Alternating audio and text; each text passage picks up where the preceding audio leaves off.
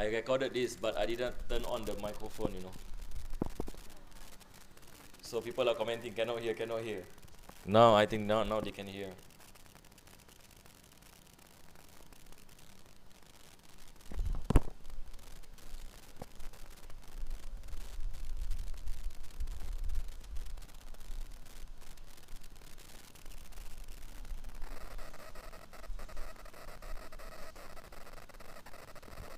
I think by now they can hear, inshallah.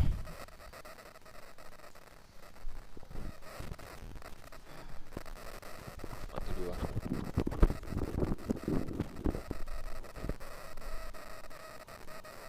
Because today I tried live again.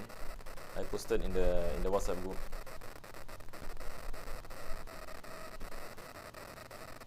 Yeah, now can hear. Okay, may I check where is the place?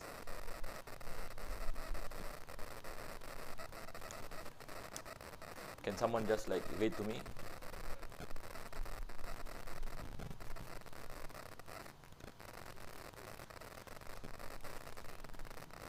Can you give to me? Give to me.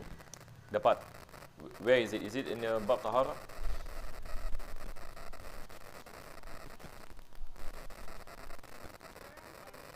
Yeah? Haram timings. Oh, this is oh yeah, this Afwan. This is prayers, huh? This is in the chapter in your prayers.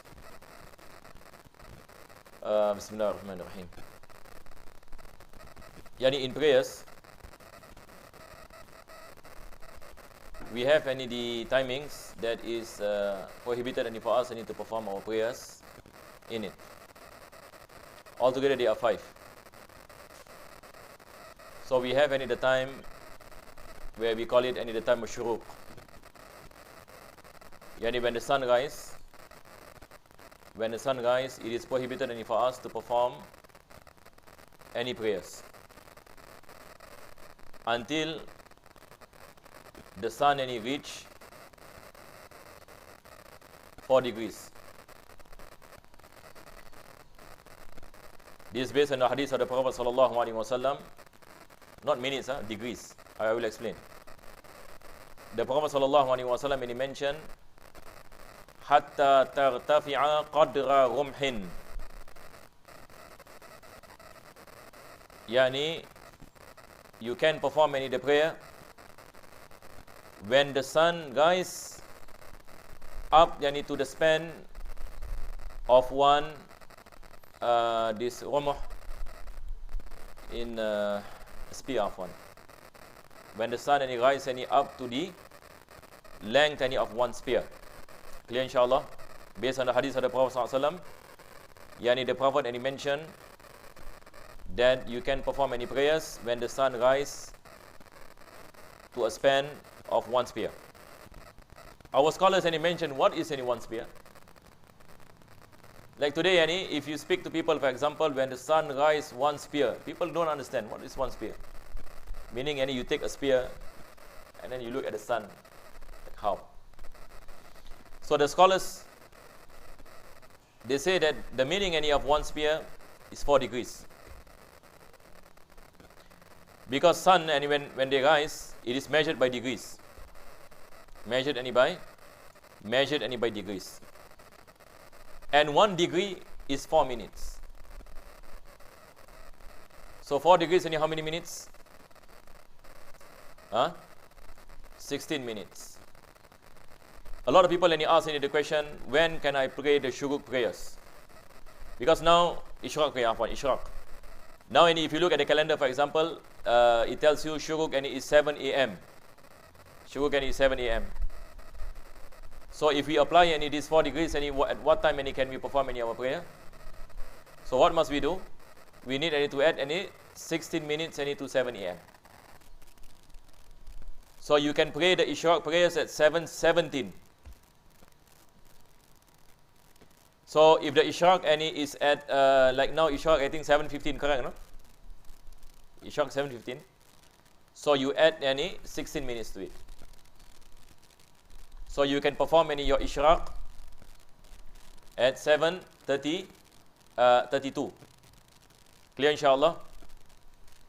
So in between the time of shuruk and this 16 minutes, this is a time that is prohibited. Prohibited for us to perform any prayers. This is point number 1. Number 2, it is a time of al-istiwa. We call it the time of istiwa. When the sun is on top of you. Exactly on top. This is the time of istiwa. We call it the time of istiwa, where there is no shadow to the east or to the west. Of course, there is a shadow. If you stand below the sun, at doing this timing, will there be a shadow below you?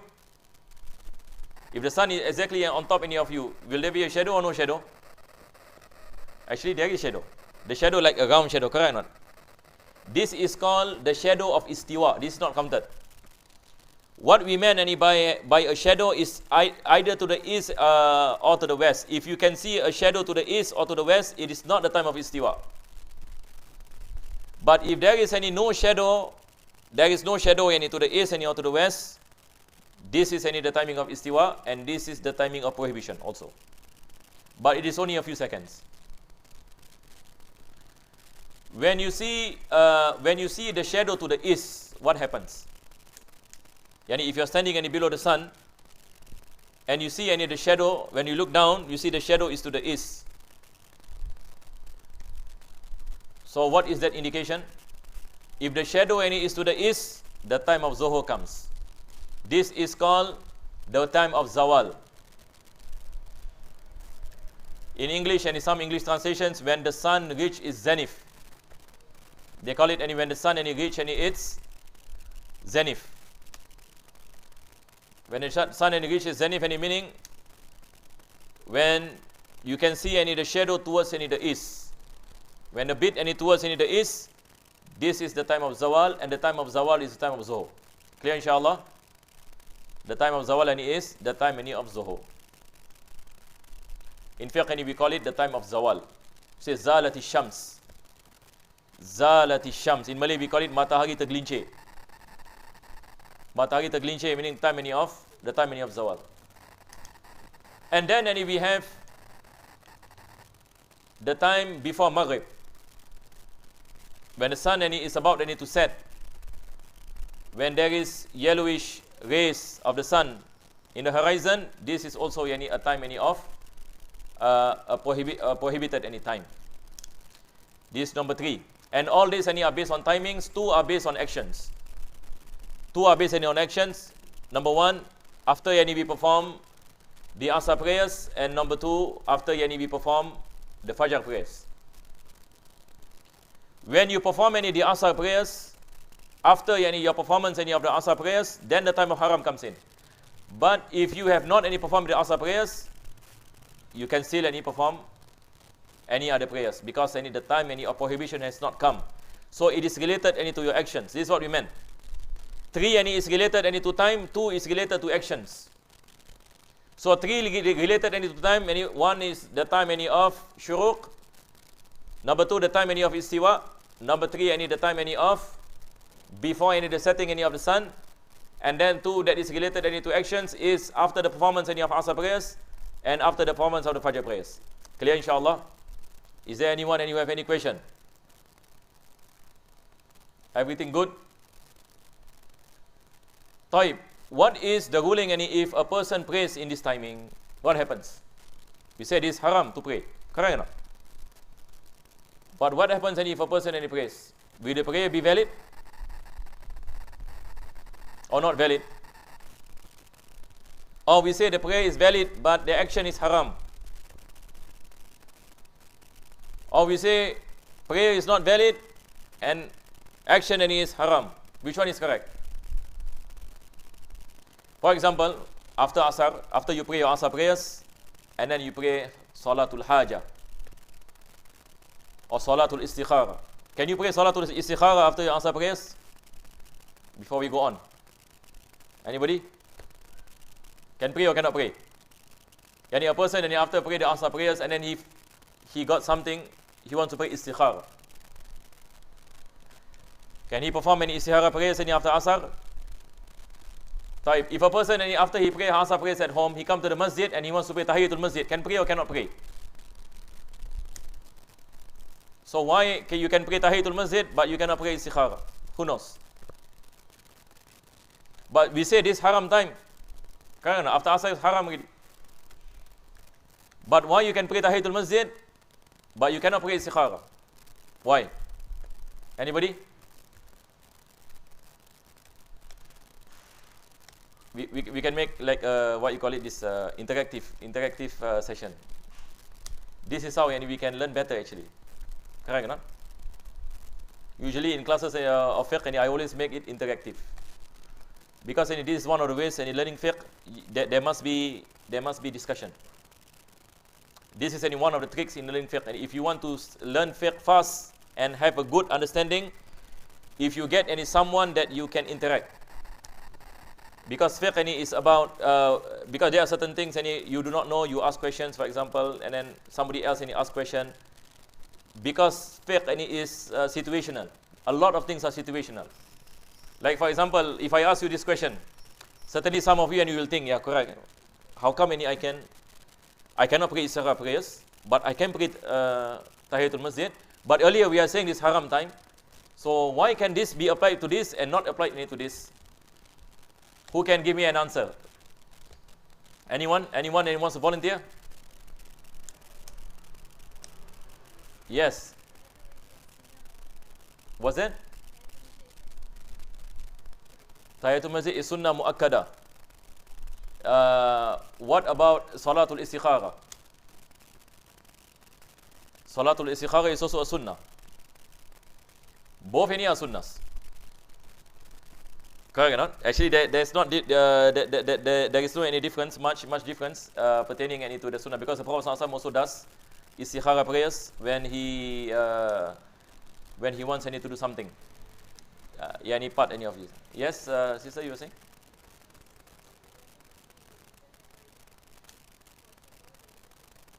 Tahiyatul Masjid has already?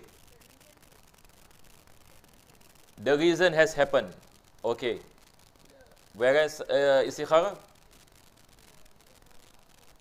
the reason comes after. Okay, this is this is right. But alhamdulillah, you what you call it, for those who tried, this is good. Even if we do not get the right answer, what you call it, we will benefit inshallah. So the right answer is that in our madhab al-Imam Shafi, just take note, of course there's a matter of difference. In the Hanafi madhab, you cannot pray at all. But in our madhab al-Imam Shafi, we make a differentiation between prayers whose reason comes before and prayers whose reason comes after. Our scholars they differentiate between prayers where the reason comes before and the reason comes after. What is the meaning? Now earlier I gave the example of istikhara. So we asked the question, istikhara, why you pray istikhara? The reason comes before or after? Why do people pray istikhara? We pray istikhara because we want to make a choice, correct or not? Now you are in a situation where you don't know whether to choose A or B. So you want to do the istikhara prayers. So at the end of the prayers, hopefully you get guidance that you will be guided and whether to do A or whether to do B. So the reason comes after, correct or not? You pray, then what you call it, the result comes.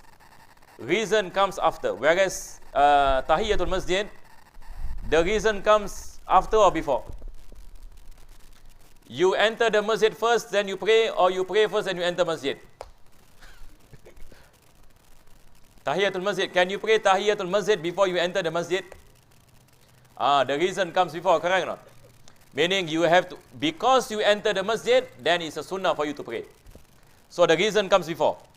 So for prayers where the reason comes before, you can perform even in the time of haram. What are the prayers that the reason comes before? Can anybody give me another example besides Tahiyatul Masjid? Yeah, a type of prayer that the reason comes before. So in our madhab al-Imam Shafi'i, as what I mentioned, we differentiate between these two types of prayers. So the prayers whose reason comes after, you cannot pray in the timing of haram. But the prayer any whose reasons any comes any before, you can pray. Another example will be other than Tahiyatul Masjid. Anyone? Was that? Qada? Did you say qada? Who say qada? Yes, qada prayers. Yani, a person, and for example, he has qada prayers. Qada prayers meaning, for example, he didn't pray the Fajr today, for example. And then he didn't make qada. After he prayed his Asr, then he remembered that I have not any performed any my subuh qada. So I want to perform the qada of subuh after Asr. Permissible. Because why? The reason comes before. What is any the reason to pray the qada? Because he has left any of the Fajr prayers. Correct or not? He left any performance any of the Fajr prayers. So now he is going to pay back. So the reason comes before. So you can perform any in the haram time. So this is also another example any of prayers any that you can perform. Another example will be sunnatul wudu. Sunnatul wudu, yani when you take ablution, it is a sunnah for you to pray the sunnah al wudu. So this also the reason comes before. Yani you take wudu first, then you pray. Correct? No? You don't pray then take wudu. You take wudu because any of taking of the wudu, any you perform any your sunnah prayers. So clear, inshallah. So this is very important for us any to take note. In our madhab al-Imam Shafi'i, we make this differentiation. But if you go to Masjid Abdul Ghafur, if you go to Masjid any of the Hanafites, there is something that you should also know, that the Hanafites, the Hanafis, they are very strict in this issue. So if you go to their masjid or you go to India, do not pray Tahiyatul Masjid. Do not pray Tahiyatul Masjid. If you enter the masjid and with a lot of people, and before the sun, before Maghrib time, for example, and you pray at the front, Allahu Akbar, there will be a problem. Because to them, all forms of prayers is haram to perform. They don't differentiate between Tahiyatul Masjid and non-Tahiyatul Masjid. All sunnah prayers cannot be performed if you are in these any timings. So part of wisdom, we also take into consideration where we are. If you go to a mosque, everybody is Hanafi. So what should you do? Yani it is better to avoid. Clear, inshallah? Because some people take this very seriously, and the problem is if they do not know about this any differences, they can be extreme. Because I personally have encountered, for your information, I went to India. So that time we thought there's nobody at the mosque. There's nobody at the mosque. So we prayed. After we finished our prayers, you know what happened? Someone came and scolded all of us in the masjid. Really scolded all of us. So some people they do not know that there are certain differences amongst the ulama. Because if you go down there, for example, they thought only Islam, only Hanafi madhab, maybe. So it's good to know there are so many of these differences. And for your information, our scholars, they do not perform the sunnah prayers even if the reason comes any before. They do not perform. Do you know why? Because there is a principle in fiqh they say al-khuruju min al-khilaf mustahab. To go out any of the differences any of the ulama is encouraged. So they do not perform any. For example, just now we spoke about qada prayers, right? They avoid performing any the qada prayers in the haram time. And likewise pertaining to the other sunnah prayers. Because to go out of the differences. Because at the same time we understand some scholars mention it's haram. So it is better to play safe. Wallahu a'lam bis-sawab. Is there any questions so far? No questions? Everything good? Okay, there is another thing. Just now I spoke about sunnah prayers that the reason comes before. Then we have sunnah prayers that the reason comes after. There is a third one actually. Sunnah prayers that got no reason. What is any the sunnah prayers any that got no reason? There is no specific reason any to the prayer. This kind of prayer is called sunnah nafil mutlaq. It's called nafil mutlaq. Nafil mutlaq any is a type in your prayer that has no reason. Clear inshallah?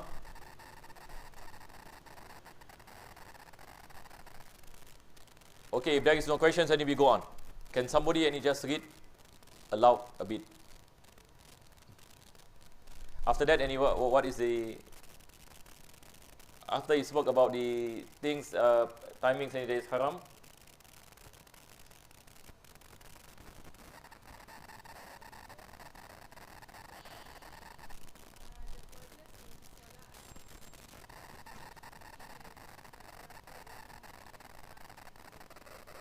Okay, now he going to speak about the pauses in salah. In Arabic, we call it sakta. So, for example, the first he mentioned after you perform your takbir, it is a sunnah to have this pause. Meaning, it is not a sunnah that Allahu Akbar kabira, alhamdulillah kathira. You straight away enter into iftitah. Not a sunnah. But the sunnah is after you do your takbir, Allahu Akbar, pause. And then you continue with iftitah. Clear inshallah? Why did the author speak about this? Why did the author speak about pauses? The reason is, it is makruh to have a pause in salat without any reason. You have to write this down. This is a principle in prayers. It is makruh, offensive. It is offensive to pause in prayers. What is the meaning? Meaning, without any reason. After I finish my Fatiha, for example, I want to pause and reflect upon the meanings of Surah Al-Fatiha. Like some people, they say, what you call it, they want to reflect the verses of the Quran. Can or cannot? After saying, Waladhdallin, Ameen, then he take maybe 5 minutes. 5 minutes silence. Silence, I need to ponder upon the meanings of Fatiha. We say this is makruh. Why makruh? Having pauses without any reason, accepted any reason, is makruh in prayers. So that is why the author speak about pauses that are not makruh. But pauses they are sunnah, there are 6 of them. It is mentioned in Safina.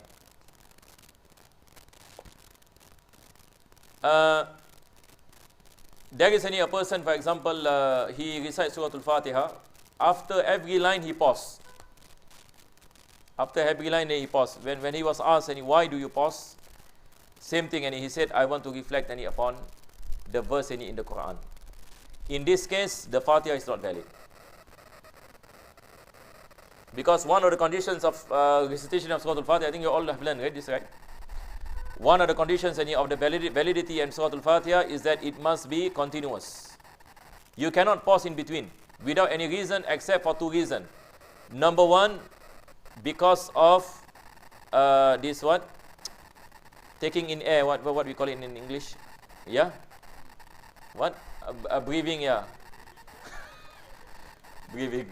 Now 15 already. Because of breathing, because of what you call it, having difficulty to recite, like coughing or sneezing. This is forgiven. But other than these 2, your Fatiha will not be valid. If a person pause without any reason. So this is also a thing that we have to take note. Because I have a friend who used to be an imam. This story about 10 years ago. I met him in a mosque, and he was the imam. And then I find when he recite every verse, there is a long pause.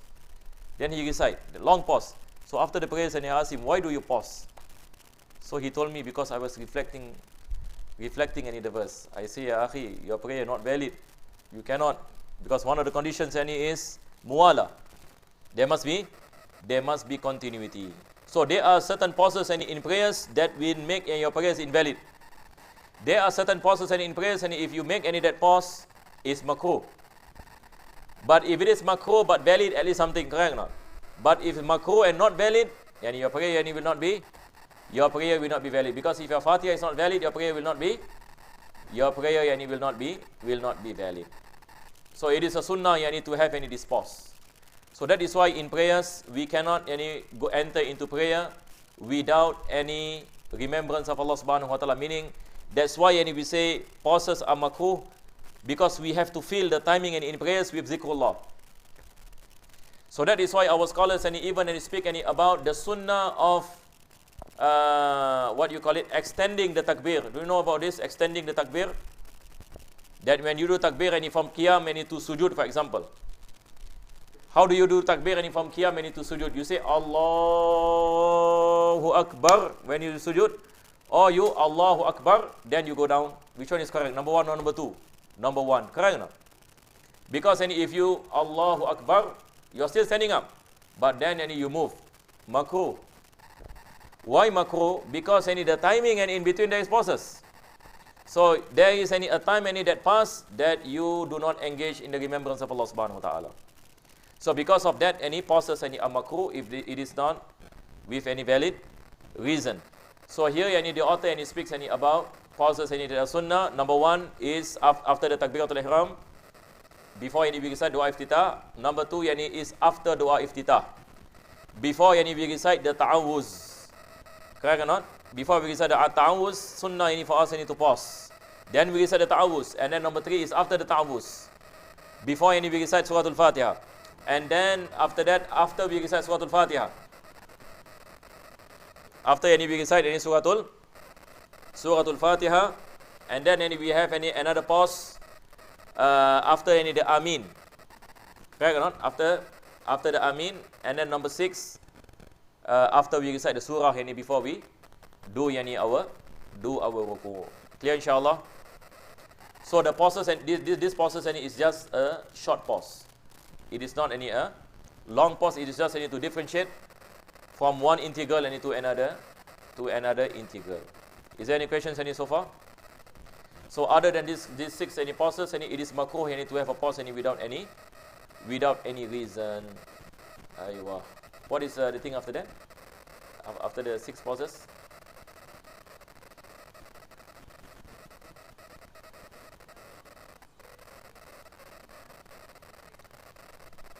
The one?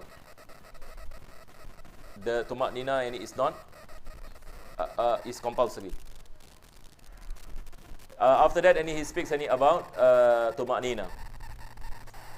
Tumak-nina basically, it is it can be translated as a pause. It can be translated as a short while.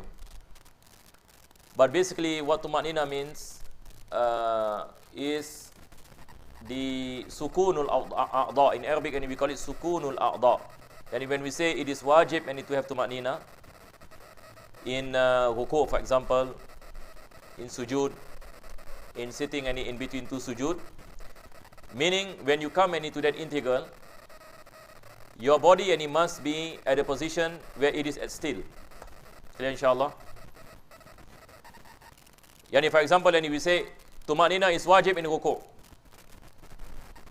Tumak-nina is wajib in ruku'. There's hadith of the Prophet ﷺ, to the nearest meaning, and the Prophet mentioned that the worst of thieves are the one who steal in the prayers. Have you heard about this hadith? The one who steal in the prayers. So the Sahaba asked, how does a person steal in the prayers? And the Prophet mentioned, La yutimmu ruku' was sujud, or kama qala sallallahu alaihi wasallam. Yani he does not make the ruku' and sujud properly. So our scholars mentioned there is no tumak-nina. Yani he does the ruku' without any pauses. Just like this chicken, when they eat from the food, they peck, right, no? Very fast. Some of scholars they give this example, like the pecking of the chicken. And if a person prays like that, and for example just touch base, when he does the sujud, and he just thump, go up. And when he does ruku', very fast and go up. In this situation, the ruku' is not valid, because Tuma'nina ini is one of the integrals. One of the integrals in the prayers. Wajib for us to have tuma'nina. Our scholars speaks about what is the minimum moment of tuma'nina. So some scholars mention the time needed to recite Subhanallah. When you recite Subhanallah, that timing from sin to ha, that is the time of the minimum amount of time that a person should be in a particular position. So the thing about tuma'nina before I end is that the body must be at still. This is very, very important for us to understand. The body must be at still. Meaning, if you speak about doing ruku, the position of the body must be in a state of ruku, and there must be stillness. Not while moving. Because there are people, for example, they do ruku, you see them as though there's stillness, but actually it's like a spring, no spring. They do ruku like this, and then when they come to the end, they just like as though they move back again. There is no tuma'nina. There is no, but as though there is. But in reality, when you reach the stage of ruku, there is no pause. So when there is no pause, there is no tuma'nina. So the thing about tuma'nina is that the body must be in a stationary position. This is what we meant by tuma'nina. Likewise, when it comes to the sujood. So when we say someone has tuma'nina in the sujood, meaning the body is at a stationary position, in the position of the sujood. And this stationary position must be at a minimum of Subhanallah. Some scholars they give more. They say Subhanallahi wa bihamdihi. Longer, Not Subhanallah, not enough. Subhanallah wa bihamdihi. But of course, the recommended is what you call it. We do like the baqiyatu salihat. Subhanallah walhamdulillah wa la ilaha illallah wallahu akbar. Like this, and it is the minimum recommended. The sunnah, of course, we do the three tasbih, Subhanallah wa bihamdihi, Subhanallah, Subhanallah azim wa bihamdihi, Subhanallah azim wa bihamdihi, Subhanallah azim wa bihamdihi. This the sunnah that we perform if we are the imam. Clear, inshallah? Yes. Yeah.